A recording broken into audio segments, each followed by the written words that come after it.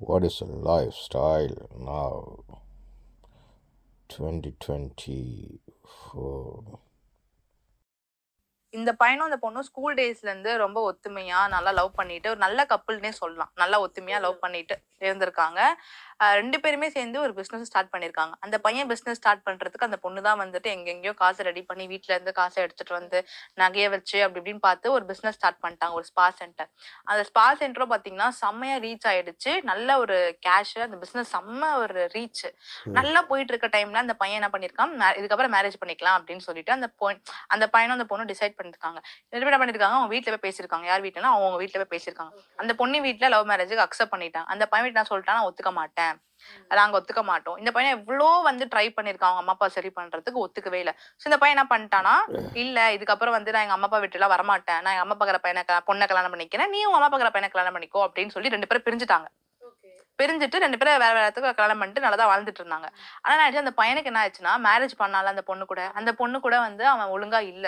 அவனுக்கு டேர்ம்ஸோ இல்லைன்னா அந்த பொண்ணு கூட அவனுக்கு அந்த அண்டர்ஸ்டாண்டிங்கோ எதுவுமே இல்லாம ஒரு கருத்து வேறுபாடுலயே போயிட்டு இருந்திருக்கு. ஆனா இந்த பொண்ணுக்கு பார்த்து நல்ல லைஃப் கலந்து ஒரு குழந்தை இருக்கு, நல்லா போயிட்டு இருந்திருக்கு. இந்த பையன் என்ன பண்ணிருக்கான், அவனுக்கு அந்த லைஃப் பிடிக்கல அப்படின்றதுக்காக இந்த பொண்ணு கால் பண்ணி பேசியிருக்கான், எனக்கு வந்து லைஃப் பிடிக்கல அப்படின்ட்டு. இவங்க 2 பேரும் ஒரு பப்ளிக் பிளேஸ்ல மீட் பண்ண ஆரம்பிச்சு 2 பேருக்கும் திருப்பி காதல் ஏற்பட்டு இப்ப இவங்க 2 பேரும் அஃபேர்ல ஆயிட்டாங்க. இந்த மாதிரி அஃபேர்ல ஆயிட்டு இவங்க 2 பேரும் இப்ப நாங்க ஒன்னா வாழ விரும்புறோம், டிவோர்ஸ் பண்ணிட்டு ஒன்னா வாழலாம் அப்படின்னு சொல்லிட்டு இப்ப ஒண்ணு வந்து நிக்கிறாங்க. இதுல பாத்தீங்கன்னா பாதிக்கப்பட்டது யாரு? 2 பக்கமே இவங்க 2 பேருக்கு பாதிப்பு இல்ல. ஒருவேளை இவங்க லவ் பண்ணி விடவே கூடாது, மேரேஜ் பண்ணணும்னா அது முன்னாடியே பண்ணிட்டு போயிருந்திருக்கலாம். முன்னாடி பேரண்ட்ஸ்க்காக வேண்டாம்னு சொல்லிட்டு இப்ப வந்துட்டு இன்னொருத்தவங்க 2 பேர் லைஃப் தானே கெடுக்குறாங்க. இந்த மாதிரி ஏகப்பட்ட டிவோர்ஸ் கேஸ் நடக்குதுங்க. டிவோர்ஸ்ல இவ்வளவு விஷயம், நிறைய விஷயங்கள் இருக்கு. அப்ப இன்னும் சில்லி காரணங்களுக்காகலாம் டிவோர்ஸ் எல்லாம் போடுறாங்க. நம்மளே நியூஸ் பேப்பர்ல பாக்குறோம், அருவாமனை வாங்கி தரல டிவோர்ஸ், லிப்ஸ்டிக் 30 ரூபாய்க்கு வாங்கிட்டு வந்துட்டாரு, 10 ரூபாய்க்கு வாங்கிட்டு வர அந்த மாதிரி டிவோர்ஸ், அந்த மாதிரிலாம் பாத்திருக்கீங்க? நிறைய டிவோர்ஸ் அந்த மாதிரி ஏகப்பட்டதே நடக்கும். மெயினா பாத்தீங்கன்னா அது ஒரு வேலை இருக்கு அப்படின்னா அது ஒரு வேலை போயிட்டே இருக்கு. சின்ன சின்ன விஷயங்கள் மிஸ் அண்டர்ஸ்டாண்டிங்க்கு அந்த மாதிரி முதல்ல வந்துட்டு இப்ப இருக்க காலகட்டம் ஏன் நம்ம டிவோர்ஸ் நடக்குது, கல்யாணம் பண்ணிக்கிட்டாங்க அப்படின்னா ஒரு 6 மாசம் அவங்களுக்கு மேரேஜ் லைஃப் சூப்பரா போகும். ஸ்டார்டிங் பீரியட்ல நல்லா என்ஜாய்மெண்ட் பண்ணுவாங்க. அடுத்த 6 மாசம் ரியாலிட்டி தெரியும், அவங்களோட உண்மையான முகங்கள் தெரியும். அது பார்க்கும் போது ஏத்துக்கிறது கிடையாது. இப்போ நம்மளோட பெற்றோர்களோ இல்லைன்னா வந்துட்டு நம்ம வீட்டுல பாக்குறோம், எவ்வளவு பெரியவங்களை பாக்குறோம், அவங்க எல்லாம் எப்படி அத்தனை வருஷம் வாழ்ந்தாங்க? 25 இயர்ஸ் 35 இயர்ஸ் ஏன் வாழ்றாங்கன்னா அவங்களும் நம்ம மாதிரி ஃபேஸ் பண்ணதான் செஞ்சிருப்பாங்க. அந்த மேரேஜ் ஆனா அடுத்த 2 வருஷம் பாத்தீங்கன்னா ரொம்பவே வந்துட்டு ஒரு க்ரூஷியல் பீரியட், ரொம்பவே கஷ்டமா தான் போகும். ஒரு அண்டர்ஸ்டாண்டிங் இல்லாம என்ன அடுத்து என்ன பண்றதுன்னு தெரியாம ஒரு ஈகோ கிளாஷோ விட்டு கொடுத்துட்டு போகாம நிறைய ப்ராப்ளம் வரும். அந்த 2 வருஷம் வந்து கடந்து போனதுனாலதான் இன்னைக்கு அவங்க வந்து இத்தனை வருஷம் வாழ்ந்துட்டு இருக்காங்க. ஆனா நம்ம ஜென்ரேஷன் ஆஃப் பீப்புள் அந்த 2 வருஷம் கடந்து போகிறதுக்கு ரெடியா இல்ல. கொஞ்சம் என்ன சொல்ற, 2 பேரும் அந்த ஈக்குவல் அட்ஜஸ்ட்மெண்ட் பண்றதுக்கு சுத்தமா ஒருத்தர் கூட ரெடியா கிடையவே கிடையாது. அந்த 2 இயர்ஸ் வந்து அவங்க அட்ஜஸ்ட்மெண்ட் பண்ணிட்டு ஒத்துமையா இருந்துட்டாங்க அப்படின்னா அடுத்த 25 இயர்ஸ் அவங்களுக்கு கண்டிப்பாவே நல்லதாங்க இருக்கும். பட் அந்த மாதிரி யாரும் விரும்புறது இல்லை. நான் ஏன் அட்ஜஸ்ட் பண்ணணும் இவங்களுக்கு, நான் ஏன் விட்டு கொடுத்துட்டு போகணும் அப்படின்னு 2 பேருக்குமே இருக்கு. பையனுக்கும் இருக்கு, பொண்ணுக்கும் இருக்கு. அந்த 2 இயர்ஸ்ல இருக்கிற அந்த ஒரு கஷ்டத்தை ஃபேஸ் பண்ண ரெடியா இல்ல. அந்த மிஸ் அண்டர்ஸ்டாண்டிங்கோ ஆர்கியூமெண்ட்டோ எதுவுமே இல்லாததுனால டிவோர்ஸ் ஏகப்பட்டது நடக்குது. ஒருவேளை அந்த அண்டர்ஸ்டாண்டிங் வந்துருச்சுன்னா நிறைய டிவோர்ஸ் நடக்கவே நடக்காது. இப்போ இல்லீகல் அஃபேர் வச்சிருக்காங்க அப்படின்னா இப்போ அந்த பார்ட்னரை பிளேம் பண்ணி அவங்க பண்ணாத விஷயத்தெல்லாம் சொல்லி ஒரு டிவோர்ஸ் வாங்கிட்டு அந்த இல்லீகல் அஃபேருக்காக போறாங்க இல்லையா? அதுதான் ஒரு கேஸ் கூட நான் சொன்னேன். அந்த ஹஸ்பண்ட் வந்து ரொம்ப நல்லவரா இருப்பாரு, நல்லா தங்கமா பாத்துக்க கூடியவரா இருப்பாரு. ஆனா இந்த பொண்ணு இல்லீகல் அஃபேர் வச்சிருச்சு. அந்த பொண்ணுக்கு போகணும், இவர் வேண்டாம் அப்படின்னும் போது கண்ட ஒரு பண்ணாத ஒரு தப்பெல்லாம் ஒரு அக்யூசேஷன் என்னென்ன வைக்க முடியுமோ அதெல்லாம் வச்சு ட்ரை பண்ணி பார்ப்பாங்க. மோஸ்டா விட்டு கொடுத்துட்டு போற கணவரா இருந்திருப்பாங்க. அவங்க வேற வழியே இல்லாத போது ஓப்பனா சொல்லிட்டு டிவோர்ஸ் வாங்கிட்டு போகதான் செய்வாங்க. இப்ப டிவோர்ஸ்லாம் வந்து எப்படி நீங்க வந்து அப்ரோச் பண்ணோனே விசாரிச்சுட்டு ஓகே குடுக்கலாம் அப்படின்னுமா, இல்ல வந்து டைம் எடுப்பாங்களா? இல்ல நீங்க எங்க கிட்ட வர கிளைண்ட் இல்லீகல் அஃபேர்ஸ் கேக்குறேன். இல்லீகல் அஃபேர் வந்து ஓப்பனா எங்ககிட்டயே சொல்லுவாங்க. இப்போ நான் கூட ஒரு கிளைண்ட் ஹேண்டில் பண்ணா என்கிட்ட ஓப்பனாவே சொல்லுவாங்க, என்கிட்ட இந்த மாதிரி வந்துட்டு எனக்கு செக்சுவல் சர்டிஃபிகேட் கிடைக்கல, செக்சுவல் இன்டர்கோர்ஸ் நாங்க ப்ராப்பரா இல்ல, எனக்கு அது கிடைக்கல, அவங்க கிட்ட எனக்கு இன்னொரு பார்ட்னர் இருக்கு. இல்ல இப்போ வந்து உங்ககிட்ட டிவோர்ஸ் கேஸ் தான் வராங்க அப்படி இல்லையா? சோ நிறைய காரணங்களுக்காக வருவாங்க. அப்போ வந்து நீங்க எப்படி, உங்க சஜஷன் என்னவா இருக்கும் அந்த டைம்ல? ஃபர்ஸ்ட் வந்துட்டு நிறைய பேர் ஃபர்ஸ்ட் வந்து நிறைய பேர் பாத்தீங்கன்னா சின்ன சின்ன விஷயத்துக்கு டிவோர்ஸ்க்காக வருவாங்க. அதை பேச அவங்களை கன்வின்ஸ் பண்ண பார்ப்போம். ஓகே எங்கேஜா இருக்கீங்க, இன்னும் இருக்கு, கொஞ்சம் பார்க்க முடியுமா, என்ன பண்ண முடியுமான்ட்டு. ஆனா வரவங்களும் ரொம்ப தெளிவா வராங்க. நம்ம யார்கிட்டயுமே சொல்லி அவங்கள புரிய வைக்கிற மைண்ட் செட்ல வரவே இல்லை. பிரியணும்னு நினைச்சுதான் வராங்க. சேரணும்ன்ற ஒரு பர்சன்டேஜ் ஆஃப் ஆப்ஷன் அவங்களுக்கு இருந்தா கூட அவங்க சேர்ந்து வாழ்ந்துருவாங்க. அவங்க வர்றதே பாத்தீங்கன்னா 100% பிரியணும்னு தான் வராங்க. அப்படி இருக்கவங்க கிட்ட நம்ம பல வாட்டி நாங்க கன்வின்ஸ் பண்ண ட்ரை பண்ணாலுமே அது அவங்க ஏத்துக்கிற மைண்ட் செட் அவங்க கிடையாது. இல்ல நான் கஷ்டப்பட்டேன். ஒரு சில பேர்லாம் கல்யாணம் ஆகி 2 மாசம் தான் ஆயிருக்கும். கஷ்டப்பட்டேன்னு வாங்க. ஏன்னா எங்களுக்கே ஷாக்கிங் இருக்கு. 2 மந்த் என்ன கஷ்டப்பட்டு இருக்க போறீங்க அப்படின்றது கூட நிறைய கேள்விகள் எங்களுக்குள்ளே இருந்திருக்கு. இந்த காணொளியில் பாருங்க, ஒரு பெண்ணும் ஒரு ஆணும் காதலிக்கிறார்கள். வந்து தங்களுக்கு தேவையில்லை பிரச்சனைன்றோன்னா, வீட்டில் பிரச்சனைன்னு அதை காதலை முடிச்சுட்டு வேறு கல்யாணம் செய்கிறார்கள். அது நல்ல விஷயமா கூடாத விஷயமா அது வேறு விஷயம். ஓகே, ஏதோ செட்டில் ஆகிறாரு வாழ்க்கையில். ஆனால் அங்கே இப்போலாம் ஒரு இடத்த பாருங்க, அதுக்கு ஒத்து வரையில்லைன்னா திரும்ப அஃபேர் ஆகுது.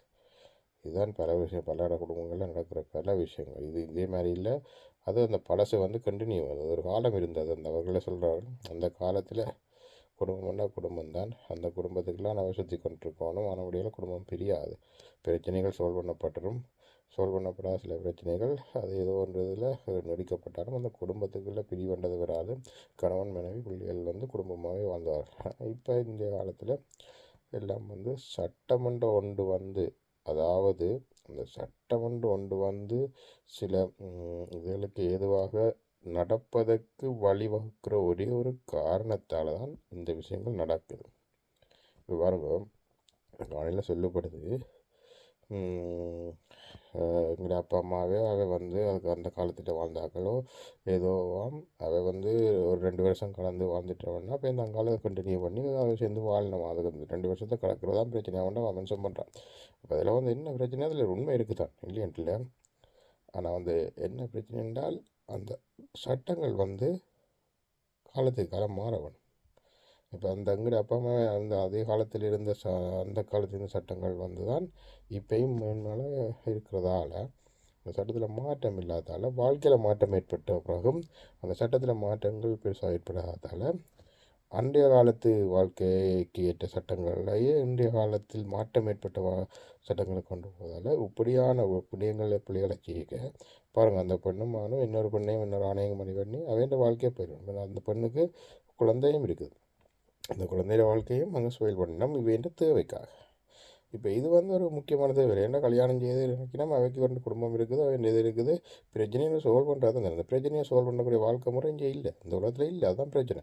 அப்போ அவன் வந்து உடனே அவன் இன்னொரு வாழ்க்கையை போகணும். அது வந்து பழைய வாழ்க்கையை போய்க்கலாம். இங்கே எல்லாரும் பாதிக்கப்படணும், இவையும் பாதிக்கப்படணும். இது வந்து ஒரு என்னென்னு சொல்கிறது, குடும்பத்தில் வந்து ஒரு சமுதாயத்தில் வந்து ஒரு கிரிமினல் செய்கிற மாதிரி தான். இது ஒரு உண்மையாக ஒரு கிரிமினல்லையோ இல்லாட்டி அந்த சட்டமுறைப்படியோ அதுக்குரிய தண்டனை வழங்குங்க. சட்டமே இருக்குது. சட்டத்தரணிகள் ஏனதுக்காக இருக்கணும், நீதிபதிகள் ஏனதுக்காக இருக்கணும், அதுக்குரிய சட்ட வல்லுநர்கள் ஏனதுக்காக இருக்கணும். இந்த இதுகள் வந்து சாதாரணமாக ஒரு கொலை செய்கிறதில் விட என்னென்னு சொல்கிறது, கொலை செய்தால் ஒரு செத்து போயிடுவார். இது வந்து குடும்பத்தை குலைச்சி விட்டால் அவன் வாழ்க்கை அவ்வளோந்தான். அதுக்கப்புறம் அவன் நடப்பணமாக தான் வாழணும், ஆணும் சரி பண்ணும் சரி. அப்போ அந்த அவன் வாழ்க்கையை சீரழிக்கிற இவன் வாழ்க்கை வந்து நல்லா இருக்க போகுது. ஏன்னா இவன் பழைய காதலேருந்து அவன் தாங்கள் செட்டில் ஆகிடும். ஆனால் அந்த மற்ற 2 பேரும் எப்படி பாதிக்கப்படுவினோம்? அது ஒரு கிரிமினலை விட மிக மிக கொடூரமான ஒரு செயற்பாடு. அந்த செயற்பாடுக்கு பாரிய சட்ட முறைகள் வர வேண்டும். இது சட்டத்தரணிகளாலேயும் நீதிபதிகளாலேயும் மட்டுமே கொண்டு வர முடியும். இந்த விடயங்களை திரும்ப சட்டத்துக்கு முன்னுக்கு கொண்டு வந்து அதை சமர்ப்பிக்கும் போது, அதாவது அந்த சட்டத்தோடு தொடர்புடைய வல்லுநர்கள் சமர்ப்பிக்கும் போது மாற்றம் கட்டாயம் சட்டத்தில் வரும் இல்லையா? அப்போ ஒரு 10 நீதிபதியோ 100 நீதிபதியோ ஒரே விஷயத்தை சமுதாயத்தில் இப்போ பொதுவாக நடக்கிற விஷயத்தை அந்த சட்டத்துக்கு முன்னுக்கு கொண்டு வந்து வைக்க தாங்கள் அனுபவங்கள் ஏற்பட்ட இந்த மாற்றங்கள் இல்லைங்களே, கட்டாயமாக சட்டத்தில் ஒரு மாற்றம் வரும். அந்த மாற்றம் இதை கட்டுப்படுத்தும், மற்றபடி கட்டுப்படுத்த முடியாது. தேவைகளுக்காகத்தான் இப்போ அந்த அவா சொல்கிறேன் 30 ரூபா 10 ரூபா டெக்ஸை 30 ரூபாய்க்கு வாங்கி கொண்டு வந்ததால் டிவோர்ஸ் அவ்வளோத்துக்கு கேவலமாக போயிடுச்சு. டிவோர்ஸ் அவ்வளோத்துக்கு வாழ்க்கைன்ற உண்மத்துமே கிடையாது. இப்போ இதுக்கு கட்டுப்படுத்தக்கூடியதுக்குரிய ஊடகம் அந்த இது வந்து கொண்டு வந்தது பார்த்தா சட்டம். அப்போ சட்டத்தில் மாற்றம் ஏற்படலை, அதெல்லாம் அவர் ப்ளே பண்ணி கொண்டிருக்கிறார்கள்.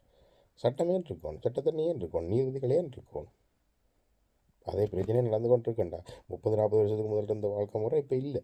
அப்போ அது அந்த சட்டத்தை வச்சுக்கொண்டு இப்போ நீங்கள் சட்டத்தை செய்து கொண்டிருக்கிறதால இங்கே என்னென்னு சொல்கிறது, இந்த வாழ்க்கை முறை கட்டப்படுத்தப்பட போகிறதில்லை. இன்னும் பெருகி கொண்டு ஒவ்வொரு தரம் ஒவ்வொரு வாழ்க்கையை அழிச்சு கொண்டு அதோட பாருங்க, இல்லாத பொல்லாதெல்லாம் சொல்லி அந்த பொம்பளை தான் அங்கே இருந்து இவரை கல்யாணம் டிவோர்ஸ் எடுக்கிறதுக்காண்டி ஒரு ஆம்பளை மேலே போட்டு அந்த ஆம்பளையை மனதுக்குள்ள 2 பிரச்சனை 2 கட்டாயமாக டிவோர்ஸ் கொடுக்கக்கூடிய நிலைக்கு தள்ளிடும்.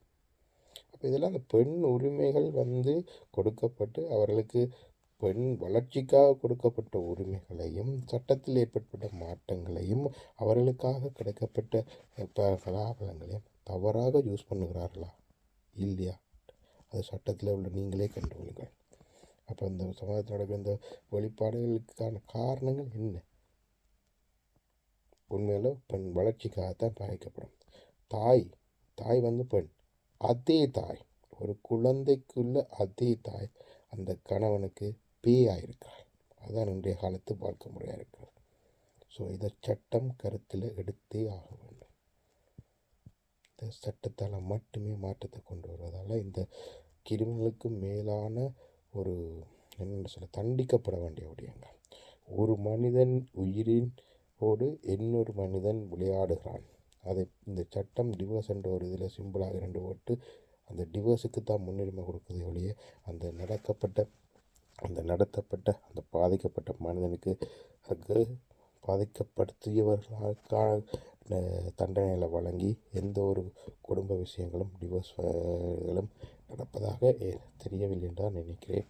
அப்படி நடந்தால் அது 1-2 கேஸாக தான் இருக்கும். ஒவ்வொரு டிவோர்ஸுக்கு பின்னாலேயும் எத்தனையோ பல கிரிமினலுக்கு ஈடான விடயங்கள் இருக்கத்தான் செய்யும் என்பதுதான் இன்றைய காலத்து வாழ்க்கை முறை வெளிப்படுத்துகிறது. இதில் பல விஷயங்கள் சொல்லப்பட்டிருக்குது. அதில் எல்லாம் உண்மைதான். ஒரு ஆளே குற்றவாளி இல்லாத ஒரு ஆளே குற்றவாளி என்று சொல்வது சட்டத்தில் தவறு இல்லையோ? அப்போ அந்த குற்றவாளி இல்லை என்று சொல்லி அந்த மன உளைச்சலுக்கு உருவாக்கி அவர் வந்து அந்த மன உளைச்சலுக்கு ஏற்பட்டு ஏன் தற்கொலைகளை கூட செய்கிறார்களே, அதுகளெல்லாம் குற்றம் இல்லையோ?